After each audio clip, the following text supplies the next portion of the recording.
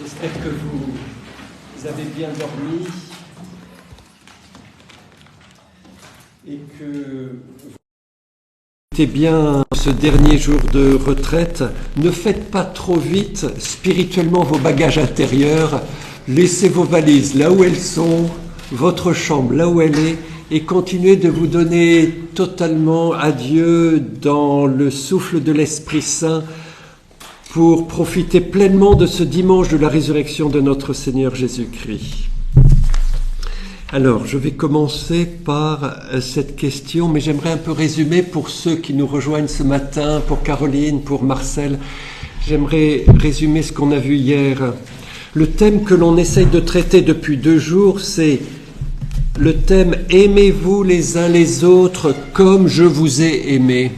Et nous avons essayé de discerner la contemplation dans l'Évangile, les 4 évangiles, du « comme je vous ai aimé », le comment de l'amour de Jésus-Christ. Et le sous-titre de cette retraite était « La sagesse de la croix et l'amour du Christ ». Comment la sagesse de la croix exprime de façon ultime et plénière l'amour du Christ crucifié et glorifié. Comment la croix est sagesse pour nous. Elle est folie pour les païens, pour ceux qui se perdent, mais pour nous, la croix, elle est sagesse, sagesse de Dieu, sagesse rédemptrice. Et nous avons essayé de contempler cet amour du Christ dans son expression ultime de l'agneau de Dieu qui porte l'iniquité du monde et qui est crucifié pour notre salut. Donc ça, je crois qu'on l'a beaucoup développé hier, toute la conférence de samedi matin, de samedi après-midi. Alors il y a une 3e petite perle que j'ai donnée en passant très très vite, mais j'aimerais vous la redonner parce que je crois qu'il faut la donner de façon beaucoup plus claire. La 3e petite perle que je vous ai donnée au nom de Thomas d'Aquin, c'est de dire « Toutes les œuvres de Dieu sont justice et miséricorde ».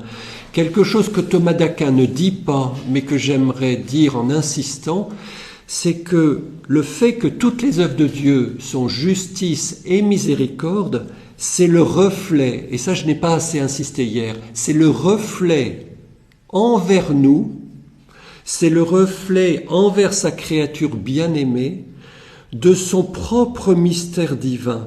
Nous avons vu hier avec la première épître de Saint Jean, Dieu est lumière, chapitre 1, Dieu est amour, chapitre 4, versets 8 et verset 16, Dieu est lumière fausse en grec, Dieu est amour agapé en grec, parce que Saint Jean est écrit en grec. Eh bien, Dieu est lumière, Dieu est amour, pour la créature que nous sommes et la création que nous représentons ici, l'humanité et même tout le cosmos, les astres, la lumière, toute cette beauté, cet écrin naturel qui nous est donné, cette belle Corse, cette belle terre, cette mer, tout ce qui nous est donné de Dieu, nous qui sommes ici créatures de Dieu dans ce monde, toutes les œuvres de Dieu sont justice et miséricorde parce qu'elles sont selon sa vérité et selon son amour. Donc justice et miséricorde marchent avec lumière et amour. La justice est l'expression envers sa créature de sa lumière divine, de sa vérité divine. Dieu veut nous créer, et parce que Dieu veut nous créer, selon sa sagesse créatrice, il est justice que nous soyons créés, parce que sa justice à notre égard est selon sa vérité telle qu'il l'a conçue en lui, dans une magnanimité d'amour créateur et rédempteur. Et la miséricorde de Dieu envers nous est l'expression de son amour divin, de sa condescendance aimante à l'égard de nous. Alors je terminerai en disant que sa justice est le reflet pour nous de sa lumière et de sa vérité, et sa miséricorde est le reflet pour nous de son amour. Et je terminais hier en disant, nous sommes appelés petit à petit à rentrer dans les mœurs de Dieu. Ça prend toute notre vie de sainteté, mais nous sommes vraiment invités.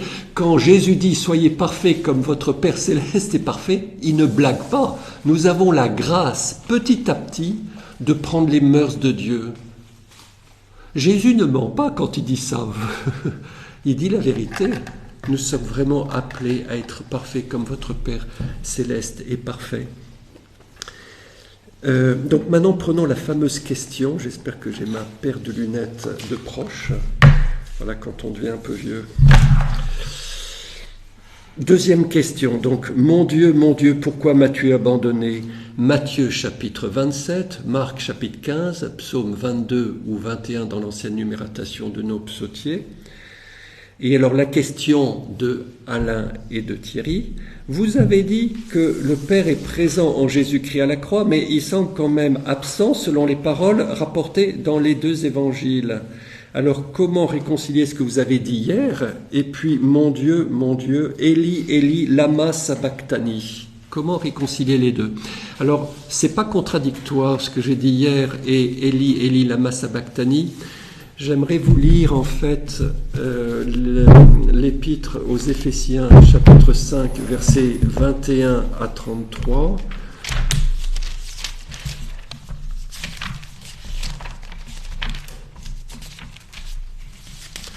Pour dire que j'ai essayé d'exprimer hier que Jésus-Christ crucifié et le visage du Père incarne la présence du Père. Pourquoi? Parce que Jésus-Christ crucifié dans son oblation et dans son amour tourné vers le Père, il personnifie la présence du Père et la folle attraction d'amour du Père sur son cœur humain. C'est ce que j'ai dit très très précisément. Et donc on comprend que à la croix, Jésus représente le Père. La raison de voir la crucifixion de notre Seigneur Jésus, mais on voit le Père à travers cette crucifixion. Si le Père n'attirait pas dans cette folie d'amour Jésus-Christ, mais il ne serait pas crucifié. Il nous aurait sauvés d'une autre manière. Donc c'est ce que j'ai dit. Alors comment réconcilier ceci avec les paroles de Jésus? Mon Dieu, pourquoi m'as-tu abandonné? Jésus semble extrêmement seul à la croix, comme si le Père était invisible et pas présent. Alors là, j'aimerais lire cette épître aux Éphésiens. Ça va être un peu difficile à entendre ou à comprendre, mais il me semble qu'au point de vue sensible, au point de vue émotionnel, au point de vue auditif, au point de vue de la présence sensible, c'est vrai que le Père semble absent. Il est invisible, c'est le Père invisible des cieux. Et il semble, sensiblement, il semble absent. C'est tout à fait exact, votre objection. Alors j'oserais dire humblement comme réponse, mais on pourrait donner bien d'autres réponses. Je n'ai pas regardé tout ce que les pères de l'Église ont dit là-dessus. Vous pouvez lire la chaîne d'or de Thomas d'Aquin où il y a une compilation de tout ce que les pères de l'Église ont pu dire avant sur ce verset. Vous pouvez également lire Bible chrétienne qui est une très belle compilation de 4 volumes donnés par de très bons chercheurs français où vous lirez ce que tous les pères de l'Église ont dit sur ce verset, dont Saint Jérôme, Saint Augustin, Saint Jean Chrysostome. Il y a plein d'auteurs que vous lirez sur ce verset. En tout cas, ma petite interprétation de frère serait de vous dire, il me semble que le Père semble absent, afin que, dans la lignée de ce que nous avons vu sur cette épousaille mystique entre Jésus-Christ, l'époux de l'Église épouse, dans le lit nuptial de l'autel de la croix, eh bien, il y a une certaine solitude d'amour entre un époux et une épouse. Il y a une unité où vraiment le Père veut donner toute la responsabilité du salut à Jésus, et que Jésus soit vraiment l'époux de l'Église épouse. Et le Père se retire pour laisser Jésus entièrement dans son oblation et dans son don à son Église épouse. Et ce n'est pas le Père qui va être impliqué dans cet acte d'offrande totale de lui-même à son épouse, c'est Jésus-Christ qui a reçu délégation depuis son baptême dans le Jourdain par le Père d'être notre Sauveur. Eh bien le Père semble laisser Jésus effectuer cet acte d'oblation et d'offrande à son Église épouse, et le Père, dans un respect très délicat de sa paternité, laisse le Fils épouser l'Église dans cette solitude du lit nuptial de la croix, dans cet amour exprimé à la croix, qui est l'amour d'un Dieu fait chair, de notre Sauveur Jésus-Christ. Et le Père a un tellement grand respect dans la mission de Jésus-Christ qu'il le laisse être broyé dans le pressoir de la croix, parce que c'est lui notre Sauveur. C'est pas le Père notre Sauveur, il a laissé au Fils tout pouvoir pour être notre Sauveur, toute autorité. C'est pas le Père, c'est Jésus-Christ, c'est son Fils qui a été envoyé en mission. Le Père a envoyé son Fils en mission. Et je crois que c'est la façon dont je répondrai à votre question. Oui, vas-y. Par rapport à ce que vous dites, est-ce qu'on peut dire que quelque part, Jésus, dans sa souffrance, n'a pas conscience de la présence du Père? Or, Marie, qui elle porte à notre regard, qu'elle contemplait la présence du Père.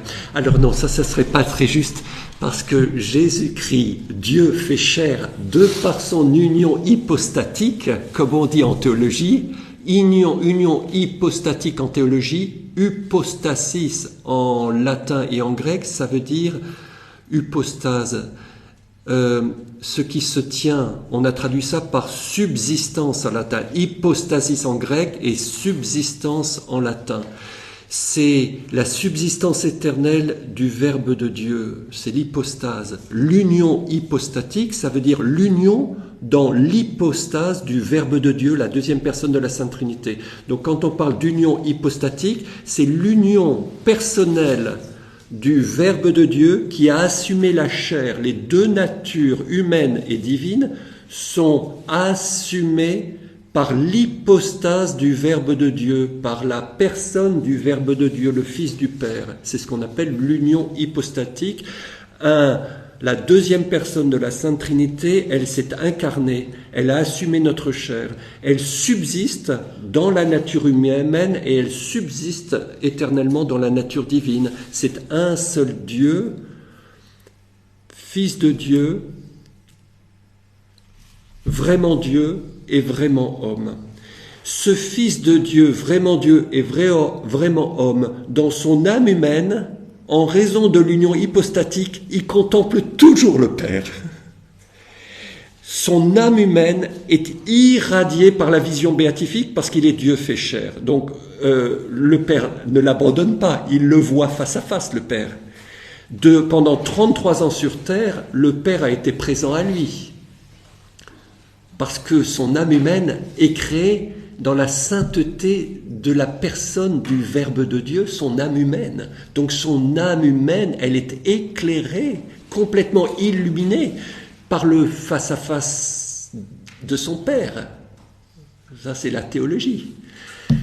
Donc quand on dit « il n'a pas conscience », non, plus il a conscience, non seulement il a conscience, il a vision du Père à la croix. Il a vision du Père à la croix. Donc quand il prononce « Eli, Eli, lama sabachthani », c'est au point de vue, de ce pressoir de la croix où au niveau sensible, d'une présence sensible, il y a une sorte d'affre de la mort. Il y a des affres de la mort dans la sensibilité de Jésus-Christ. Je crois que c'est ce qu'il faut dire. Mais au niveau spirituel, il contemple son Père au niveau spirituel. Ça va ? Il est d'accord qu'effectivement, il est vraiment Dieu et vraiment homme jusqu'au dernier instant. Mais c'est évident. Pour nous, on a du mal à penser qu'il vit cette sorte d'écartèlement entre sa condition de Dieu Fils et de homme.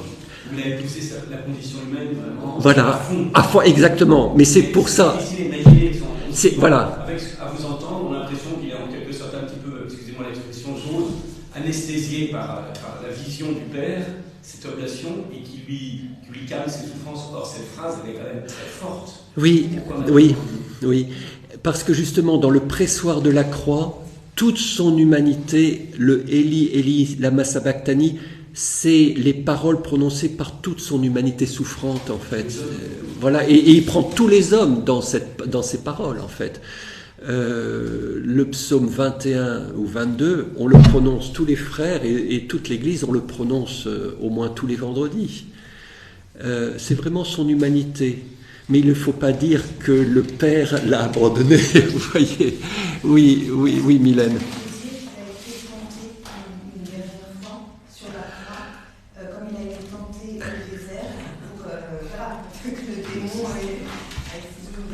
Alors, oui, c'est une très belle question. C'est une très belle question que je vais prendre de façon différente avec Thomas d'Aquin en théologie. Je vais prendre cette question avec la question 19 de la Tertia Pars, où on parle de la passion. C'est la 19 ou c'est... attendez. Non, oui, c'est la 19 parce que c'est l'obéissance. 18 et 19. Question 18 et 19, c'est l'obéissance de Jésus-Christ vis-à-vis de la sagesse du Père. Et Thomas d'Aquin, donc c'est l'article 1 à l'article 6, Thomas d'Aquin dit que au point de vue de sa télésis, de sa volonté humaine, les affres de la mort, sa nature humaine répugnait à la mort, comme vous répugnez à la mort. Parce qu'il est vraiment homme, Thomas d'Aquin, contemplatif, docteur de l'Église, docteur angélique de toute l'Église universelle, avec tous les papes qui ont approuvé Thomas d'Aquin dit, dans sa nature humaine, parce qu'il est vraiment homme, Jésus a répugné la mort. Les caillots de sang qui perlaient de son front dans le jardin de Gethsémani. Il tremblait devant la mort. S'il ne tremblait pas devant la mort, mais il ne serait pas vraiment homme, quoi. Il a vraiment, mais tremblé devant la mort. S'il ne répugnait pas la mort, comme nous tous, mais il ne serait pas vraiment homme, quoi. Il a vraiment assumé notre nature humaine jusqu'à... Je crois que j'aime bien ce mot en espagnol, asco. Asco. C'est pratiquement intraduisible. C'est quasiment une onomatopée en espagnol. Asco. Je répugne la mort. Des perles de sang ont sorti de les pores de son front. Il y a des gouttes de sang dans cette vibration émotionnelle du jardin de Gethsémani. Son front a perlé de sang, tellement été intense au point de vue sensible, toute son humanité. À ce niveau-là, il me semble qu'on peut dire que la volonté humaine naturelle que Saint Jean Damascène ou Maxime le Confesseur, et je crois repris par Thomas d'Aquin, ont distingué la télésis, qui est la volonté humaine sensible et naturelle, et la boulésis, qui est la volonté délibératrice avec l'intelligence et la prudence. Eh bien, Thomas d'Aquin dit, au niveau de sa boulésis, qui est la volonté délibératrice, spirituelle, consciente, jamais un instant Jésus-Christ a désobéi à la sagesse de la croix et à la volonté de son Père. Et vous pourrez lire les très beaux articles 5 et 6 qui parlent de cette obéissance totale et inconditionnelle de Jésus-Christ vis-à-vis de son Père. Et ça ne va pas à l'encontre de répugner la mort. Vous pouvez maintenir répugner la mort et un acte d'obéissance de marcher à la croix. Eh bien, j'oserais dire qu'au niveau de cette... Alors analogiquement, là je l'ai pris au niveau de l'obéissance, Mylène, mais au niveau de sa nature humaine, on dirait également que au niveau sensible, il ressent à Gethsémani, il ressent... C'est dans le sacrement de l'Eucharistie. La petite conférence de ce matin a pour unique but d'enflammer nos cœurs pour ce sacrement de l'Eucharistie. Comme sang dans notre vie, comme un peu le testament d'amour sacramentel de Jésus avant de mourir.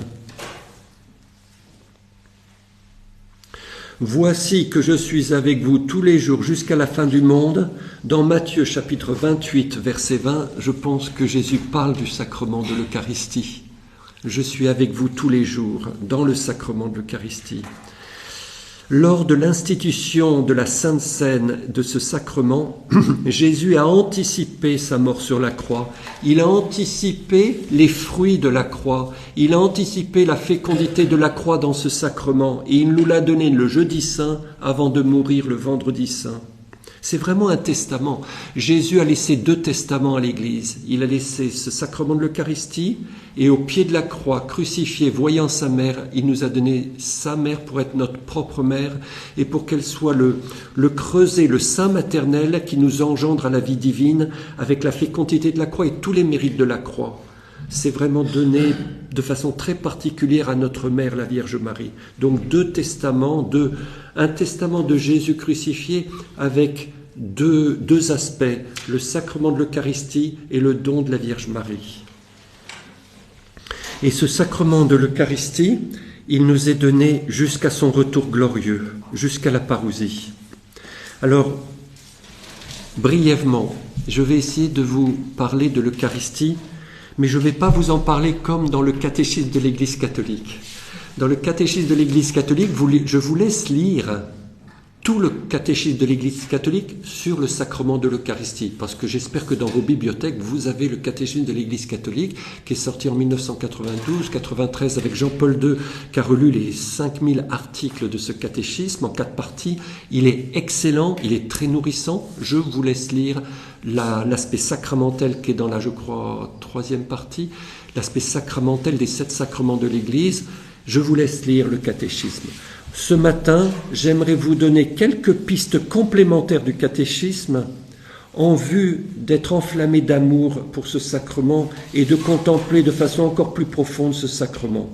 Alors j'ai préparé 1, 2, 3, 4, 5, 6, 7 points. Je ne sais pas si je les dirai tous, mais en tout cas j'en ai préparé 7. Premier point. L'Eucharistie, c'est l'événement rédempteur de la croix qui a été sacramentalisé. Et là, ce qu'on enseigne peu, mais c'est ma façon simple, avec des mots simples, de vous donner une analogie pour bien comprendre ce que c'est qu'un sacrement.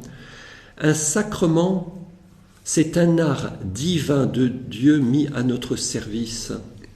De même qu'une peinture, une sculpture, une photo, un selfie, essaye d'immortaliser, de capter de façon picturale ou de façon d'une photo ou d'une sculpture un fait important comme la Pietà de Michel-Ange qui veut capter la descente de croix de Jésus dans les bras de sa mère. J'espère que vous connaissez tous la Pietà de Michel-Ange.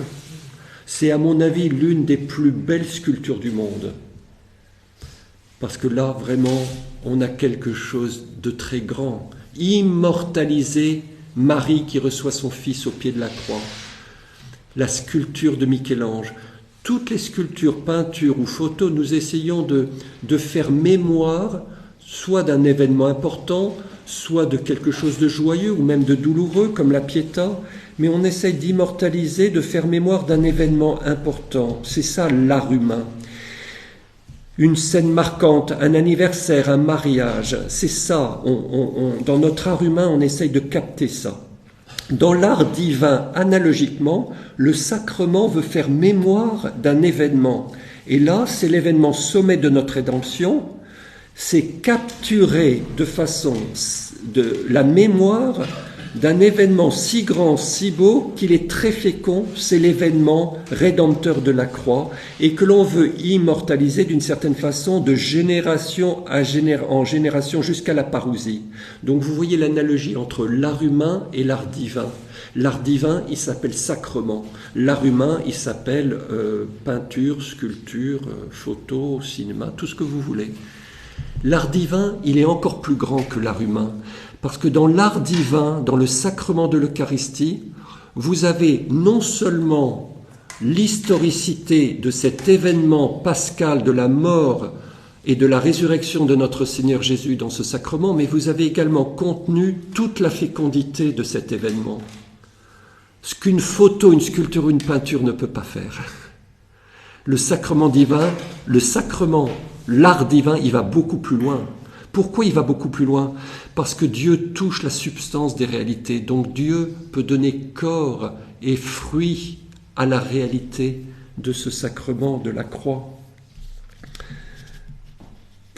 La sagesse de la croix étant un sommet d'expression d'amour, de cet amour sacrificiel du Fils tourné vers son Père pour le glorifier, son Père, et nous sauver dans ce même acte de Jésus crucifié, tout cela nous le vivons dans le sacrement de la croix, dans le sacrement de l'Eucharistie. Alors maintenant, je vais développer quelques petits points. Mon premier point est de dire de façon liturgique, dans ce sacrement, ça vous ne le trouverez pas dans le catéchisme, ce qui est très beau dans le sacrement de l'Eucharistie, c'est que la vie ministérielle de Jésus-Christ, dans ces deux moments de la vie publique de Jésus-Christ, pendant un moment du chapitre 2 au chapitre 11 de l'évangile de Saint Jean, par exemple, Jésus prêche aux foules sur le lac de Génézareth, il multiplie les pains, il guérit, il marche. C'est vraiment un apôtre dans son ministère. Cette prédication apostolique de Jésus-Christ correspond dans la Sainte Messe à la table de Lambon où on prêche, on proclame la parole de Dieu et le prêtre prêche avec Jésus-Christ. C'est un ministère très important, la prédication à la table de Lambon. On se nourrit de la parole de Dieu et on se nourrit de l'homélie dans la suite de cette prédication de Jésus-Christ aux foules. Donc ça, c'est le premier moment de la vie publique de Jésus-Christ. Et le deuxième moment de la vie publique de Jésus-Christ, chapitre 12 au chapitre 19 de l'évangile de Saint Jean, par exemple, c'est quand Jésus, voyant que les Juifs ne l'écoutent plus, il se tait et il marche vers l'holocauste de la croix. Il y a un moment, à la fin du chapitre 11, quand il ressuscite Lazare des morts et que les grands prêtres ont décidé de le tuer, et ils vont tuer Lazare aussi, parce que c'est un témoin gênant, la résurrection de Lazare. Il y a un tournant dans la vie de Jésus entre le chapitre 11 et le chapitre 12, où les Juifs décident de tuer Jésus. Il a fait une résurrection que tout le monde voit. C'est vraiment gênant d'avoir Lazare et d'avoir Jésus. Il faut qu'on les tue tous les deux, parce que autrement, mais tous les Juifs vont partir à eux, et on va perdre notre job de grand prêtre à Jérusalem. Donc là, il faut vraiment les tuer. Et là, il y a un tournant, il n'est plus accepté, il n'est plus entendu, il n'est plus écouté. Jésus se tait, il se tait. À partir de ce chapitre 12, il se tait. Et il marche vers l'oblation de la croix. Et c'est là que, en philosophie, on distingue les paroles et les gestes. On distingue la prédication et les paroles qui sortent de notre bouche, et on distingue ce que l'on peut faire dans notre vie, dans des actes, des gestuels, des actes, des dons de notre personne, sans parler. Sans parler. Ça existe dans votre vie. Il y a des paroles et puis il y a des gestes de tendresse, des gestes d'amour, sans parler.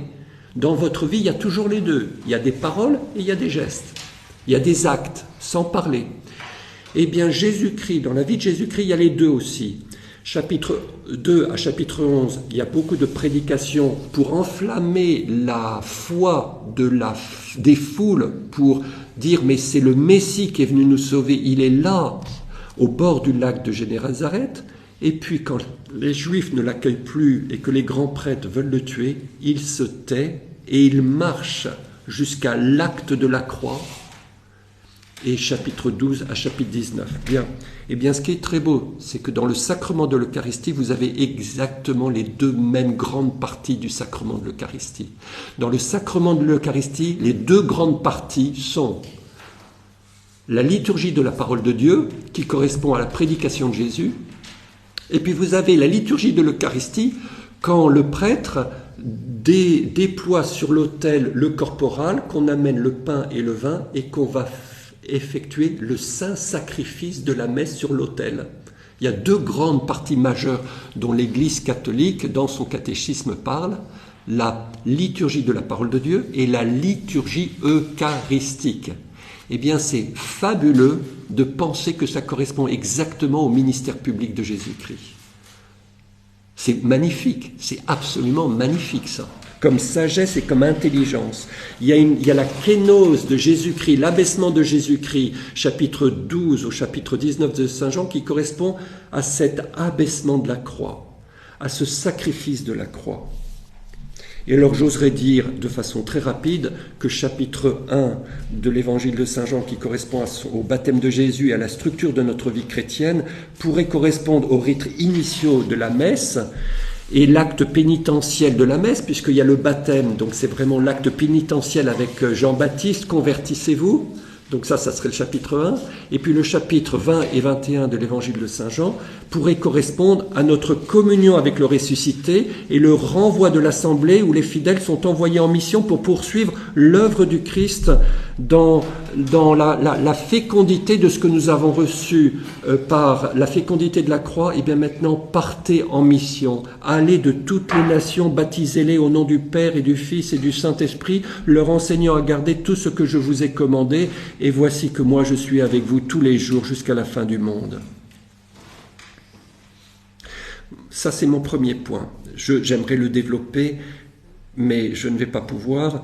Parole et geste correspondent à intelligence et volonté aussi. Nous avons deux capacités spirituelles, intelligence et volonté. Les paroles nourrissent notre intelligence. Et les actes de tendresse, les gestes silencieux, sans parole, nourrissent notre volonté, notre capacité d'aimer, notre cœur. Donc en fait, dans notre vie, on a toujours les deux. On a notre intelligence et on a notre capacité d'aimer.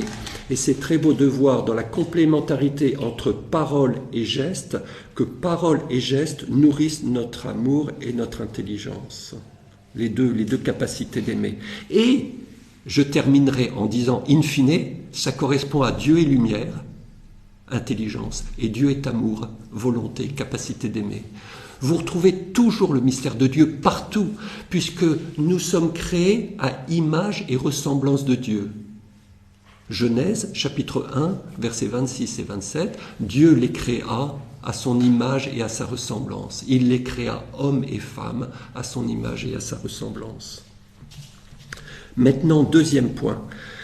Dans notre rédemption, Dieu veut un lien de nécessité entre l'amour envers Dieu et l'amour envers le prochain.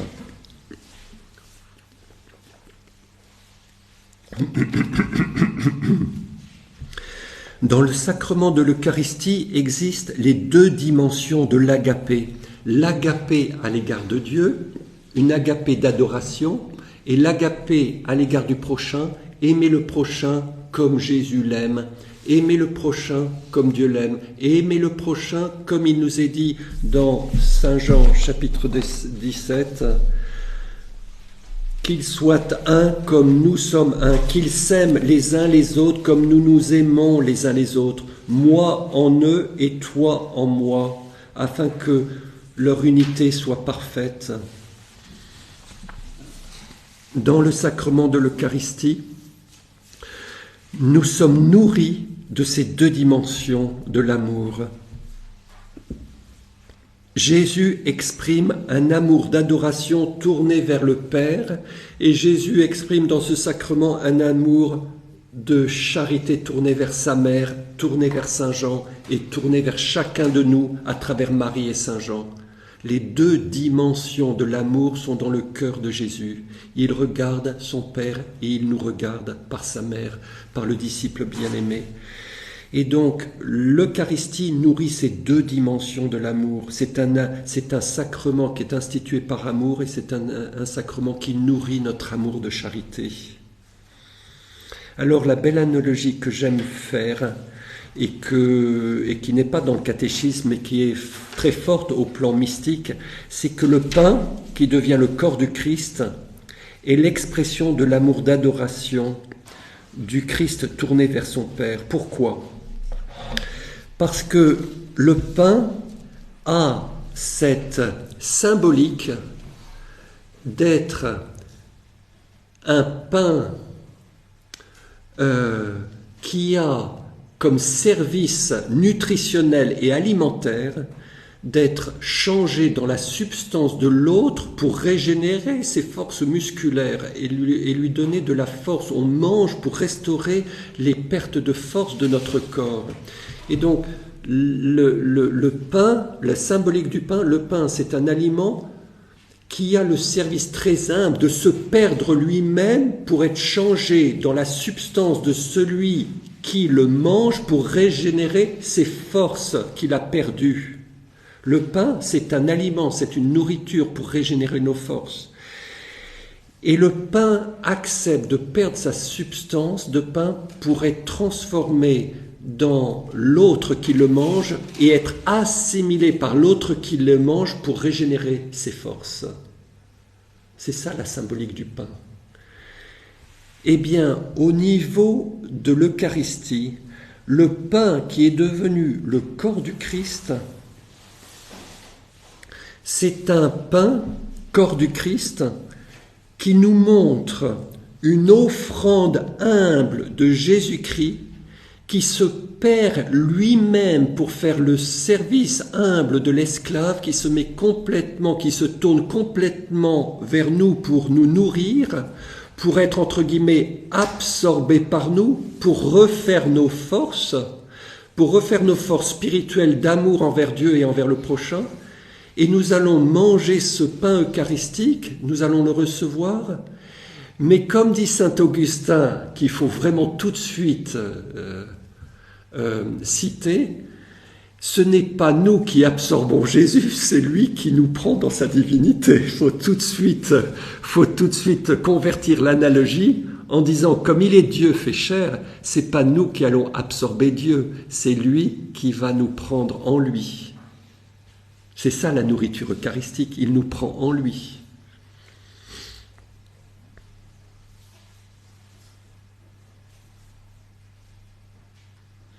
Mais c'est vraiment un amour substantiel où il se donne complètement à nous pour régénérer les forces.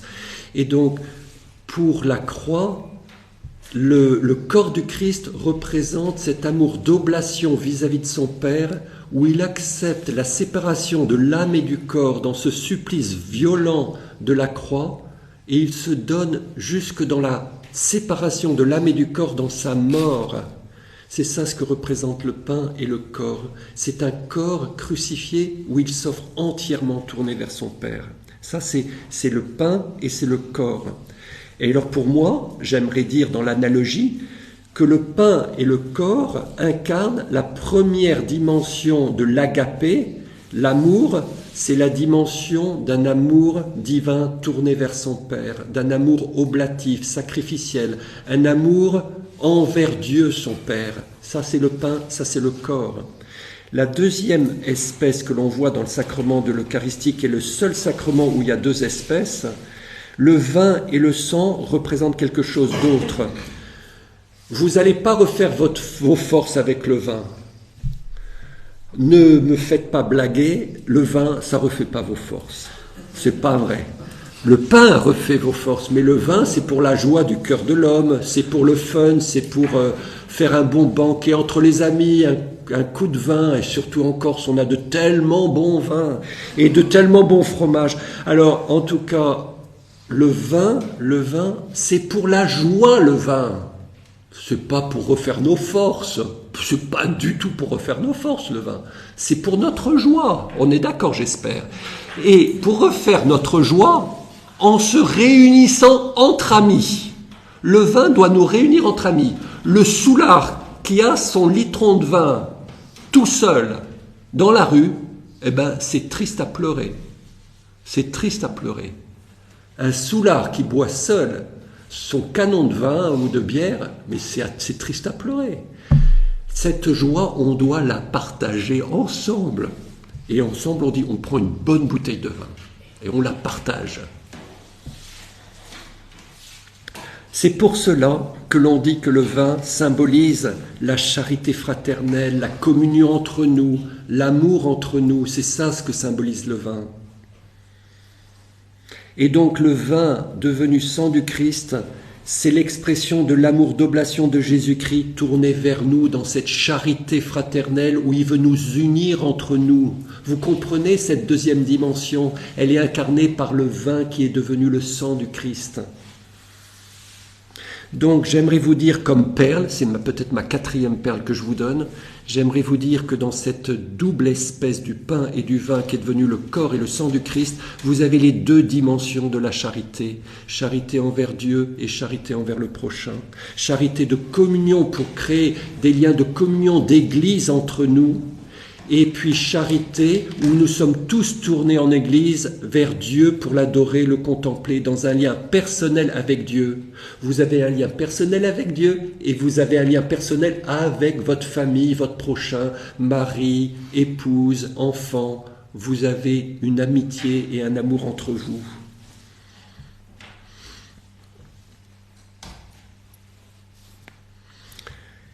Il faut que j'aille beaucoup plus vite. Alors, je vais faire troisième point maintenant. Rapide. Bethléem, c'est la maison du pain. Et le Cantique des Cantiques est le seul lieu au chapitre 2, verset 4, où il est parlé de la maison du vin. Mon bien-aimé m'a fait entrer dans la maison du vin. Son étendard au-dessus de moi, c'est l'amour. C'est très beau de voir que la maison du pain et la maison du vin existent. Bethléem est le bien-aimé du Cantique des Cantiques. Et j'aimerais dire, avec le Cantique de Cantiques, que la maison du vin symbolise cette nuptialité, cette charité sponsale dans la joie de l'amour jusqu'au don du corps eucharistique. Le pain va représenter l'époux, le vin va représenter l'épouse. Dans l'Eucharistie, le corps du Christ personnifie le Christ et dans l'Eucharistie, le précieux sang rend présent la personne de la Vierge Marie qui fait notre communion, comme le collège apostolique avant la Pentecôte. J'ose dire que le pain est tout proche de Jésus-Christ et que le vin montre cet amour oblatif d'un cœur de mère compatissant au pied de la croix. Et elle est sanglante dans son cœur, la Vierge Marie. Et dans ces deux aspects de l'amour envers Dieu, amour envers le prochain, dans l'Eucharistie, vous avez Jésus et Marie. Vous avez Jésus et Marie, le pain et le vin, le corps et le sang. Quatrième point, le Père Louis Bouillet invite ses lecteurs à contempler la dépendance consentie de Dieu à l'égard de sa créature et la fécondité prodigieuse qui jaillit de la dépendance consentie de la créature envers son Dieu. C'est vraiment la Vierge Marie qui est le point de rencontre, au point de vue de l'être et au point de vue de la vie, entre ces deux dépendances consenties dans une souveraine liberté de l'amour de Dieu qui nous sauve, liberté de l'amour de la Vierge Marie qui dit oui à Dieu en notre nom, à chacun d'entre nous. Elle dit oui en notre nom, la Vierge Marie. Donc on a vraiment un point de rencontre dans la Vierge Marie. Et ce que je trouve très beau, c'est que la fécondité du sacrement vient, comme je l'ai dit hier, de l'oblation de Jésus-Christ et de l'oblation de la Vierge Marie. La Vierge Marie a une fécondité instrumentale à la croix, comme mère de Dieu, mère de Jésus-Christ, qui devient la mère de l'Église, notre mère. Et c'est un point de rencontre à la croix, Jésus et Marie. Et je pense qu'on peut dire que dans le sacrement de l'Eucharistie, nous vivons et nous nous nourrissons de la fécondité de cette double obéissance. Dieu à notre égard, à l'égard de sa créature en Jésus-Christ, ou l'obéissance de Jésus et l'obéissance de Marie qui dit oui. Il y a une double obéissance, il y a une double condescendance. Dans la Sainte Messe, il y a ces deux mouvements d'obéissance, d'amour. La Sainte Messe est vraiment Eucharistie. La Sainte Messe a un double mouvement d'Eucharistie, un double mouvement d'action de grâce. Comme l'Épître aux Hébreux, au chapitre 10, dit « Je te rends grâce, Père, de m'avoir façonné un corps », dans la Sainte Messe et dans cette institution de la Sainte Seine, Jésus dit merci à son Père de l'avoir envoyé en mission et de l'avoir façonné un corps. Et Jésus dit merci à la Vierge Marie d'avoir été sa mère. J'oserais dire humblement que si nous avons reçu le sacrement de l'Eucharistie, c'est parce que Jésus veut dire merci à sa mère. Et on a obtenu le sacrement de l'Eucharistie parce que Jésus voulait dire merci à sa mère. Tu m'as façonné un corps, tu m'as donné ton sang, tu m'as donné ton corps maternel pour que je puisse me tisser en ton sein maternel. Et bien maintenant, comme cadeau divin que je te donne mon corps et mon sang. Mais ce n'est plus un corps et un sang humain, c'est un corps et un sang d'un Dieu qui s'est fait chair. Tu m'as donné ton corps et ton sang humain, le cordon ombilical d'où coule le sang de la Vierge Marie vers l'embryon divin de l'enfant Dieu en son sein maternel. Eh bien, je vais te donner comme testament d'amour infiniment plus que ce que tu m'as donné. Tu m'as donné tout ce que tu pouvais me donner, ta maternité, ton service de maternité. Eh bien moi, je te donne mon corps et mon sang.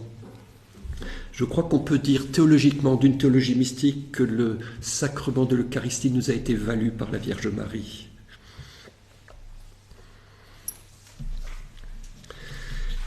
Je vais maintenant prendre le 5e point.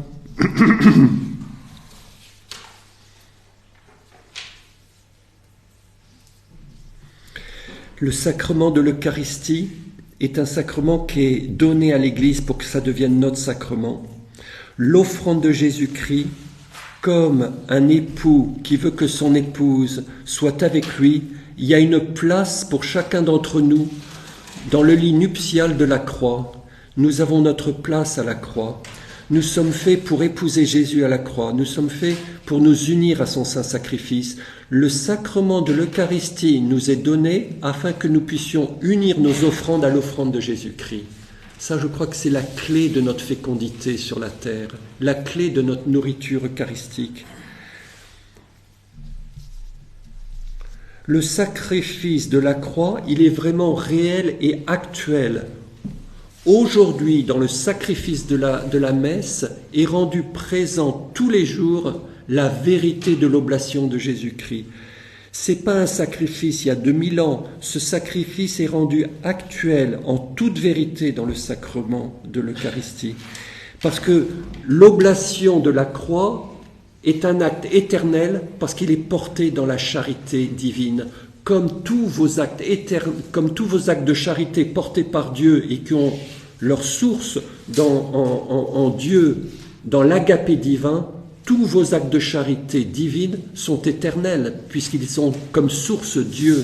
C'est pour ça que nous devons multiplier les actes de charité sur terre divine, parce qu'ils sont éternels. Ça sera votre gloire au ciel.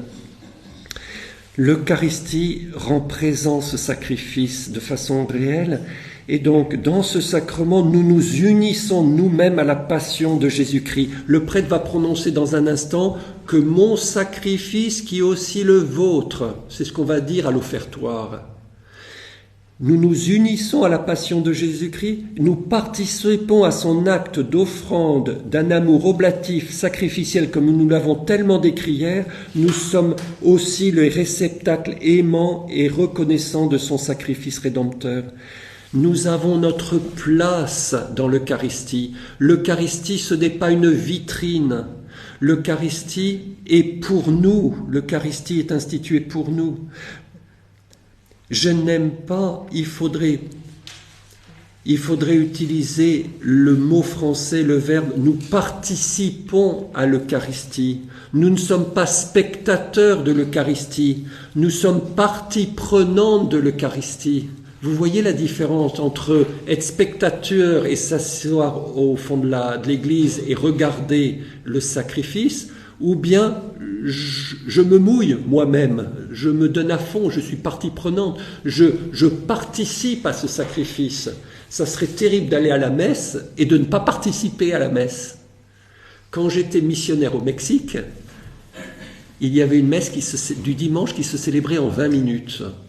Et les jeunes couraient à cette messe en disant « c'est la messe la plus rapide qu'on connaisse, c'est fantastique, on va à la messe de 20 minutes ». Mais c'est triste à pleurer. C'est triste à pleurer. Une messe qui attire 300 ou 400 personnes parce qu'elle est en 20 minutes. C'est triste à pleurer. Je suis spectateur, mais je ne participe pas. L'autre point, ça sera peut-être mon 6e point. Le prêtre, nous avons déjà parlé de Jésus, grand prêtre, et nous aussi nous sommes prêtres selon nos sacerdotes baptismales parce que nous sommes configurés à Jésus-Christ, prêtre de la nouvelle alliance. Le prêtre, il agit dans la personne du Christ. Il renouvelle cet acte, et c'est la splendeur du ministère du prêtre, c'est de renouveler l'acte éternel de Jésus-Christ. Il y a vraiment un sacrifice à la messe. Eh bien, vous êtes prêtre, c'est pour ça que le prêtre dit que mon sacrifice qui est aussi le vôtre. Quand vous avez l'encens du diacre qui vous encense, vous vous souvenez quand le diacre encense le prêtre et après il se tourne vers vous, il vous encense. Vous vous souvenez de cette liturgie de l'encens? Pour les grandes solennités, on vous encense. Qu'est-ce que ça veut dire que cet encens? Ça veut dire que vous êtes des prêtres de l'assemblée qui allait offrir un sacrifice uni au sacrifice du prêtre.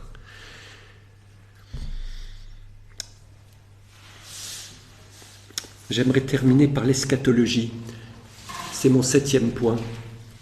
Le sacrement de l'Eucharistie nous est donné pour qu'on ait des cœurs brûlants d'amour pour attendre le retour de Jésus, pour attendre les derniers moments de la parousie où on appelle le retour de Jésus pour aller dans la gloire avec lui, le voir face à face. Le sacrement de l'Eucharistie a une tension interne vers la parousie où on appelle que ton règne vienne, que ton règne vienne, que ton royaume soit établi, que nous allions enfin en paradis avec toi. Le sacrement de l'Eucharistie, il est que pour sur la terre. Au ciel, il va disparaître, le sacrement de l'Eucharistie. Il va disparaître pour laisser la place à la réalité anticipée dans le sacrement de l'Eucharistie, qui est cette communion éternelle avec Dieu. Donc vous voyez, il faut qu'on aille à la messe en brûlant de désir pour le face-à-face éternel. C'est ça ce qu'on appelle l'eschatologie.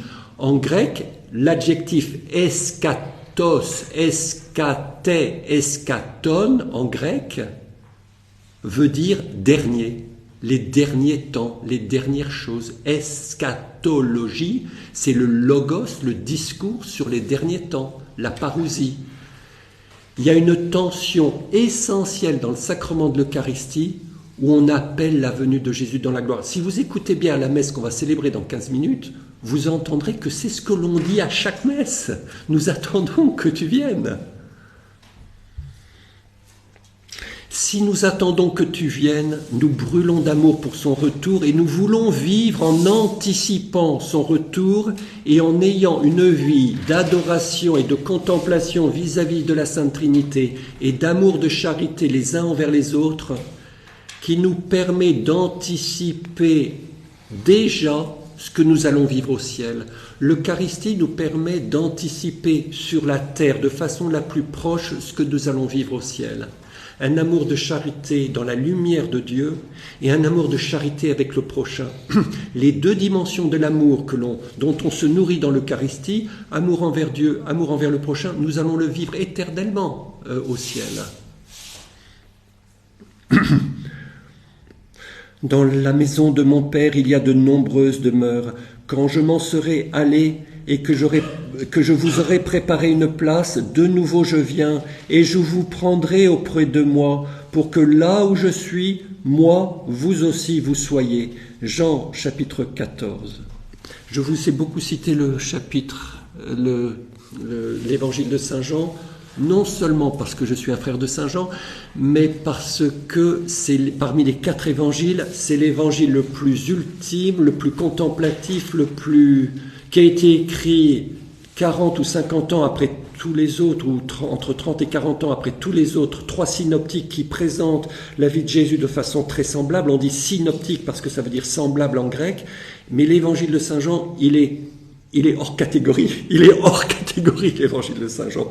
Il est unique par rapport aux 3 synoptiques qui se ressemblent. Et j'ai pris beaucoup l'évangile de Saint Jean pour vous parler de façon très ultime dans cette retraite. Alors voilà, je m'en arrête là. Je vous remercie de votre désir d'être des âmes saintes. Je vous remercie du climat de silence de cette retraite. Je vous remercie d'avoir prié les uns pour les autres, d'avoir prié pour moi. Je me suis senti énormément porté par votre prière. Je vous remercie d'être des amis en Christ, et pour les Corses et même les gens du continent qui sont venus de loin, je serais très content qu'on garde un contact avec vous, et vous êtes toujours les bienvenus ici. Nous avons maintenant 16 minutes pour nous préparer à la Sainte Messe. Profitez bien de ce temps de prière, de silence encore, pour préparer votre cœur à la messe. Vous vous souvenez, le Saint Padre Pio, il se préparait à la messe 2 heures avant de la célébrer. Il célébrait la messe pendant 2 heures, et après il prenait 2 heures de remerciement après la messe. Donc parfois ça faisait un total de 6 heures. Tandis que nous, on arrive avec notre bicyclette en dernière minute, et parfois après le début de la messe, et on se barre avant la bénédiction. Ben ça, c'est pas tout à fait ce que faisait le Padre Pio. Essayez de prendre comme résolution de retraite, de prendre un petit temps, au minimum 5 minutes, pour vous préparer au rite introductif de la messe, et puis 5 minutes après la messe, dans le silence de votre cœur, pour dire merci. Tentez de changer un tout petit peu, si vous le voulez bien, votre façon de vivre la messe en prenant un tout petit peu de temps avant, un tout petit peu de temps après, si vous le pouvez, dans votre vie très chargée. Et vous verrez que ça va changer votre vie si vous prenez ce petit temps avant et ce petit temps après. Parce que vous allez vivre de la fécondité de la Sainte Messe dans ce petit temps avant, petit temps après, et l'intensité de votre amour uni à Jésus-Christ. Voilà. Merci de tout ce que vous êtes, et nous continuons de prier les uns pour les autres.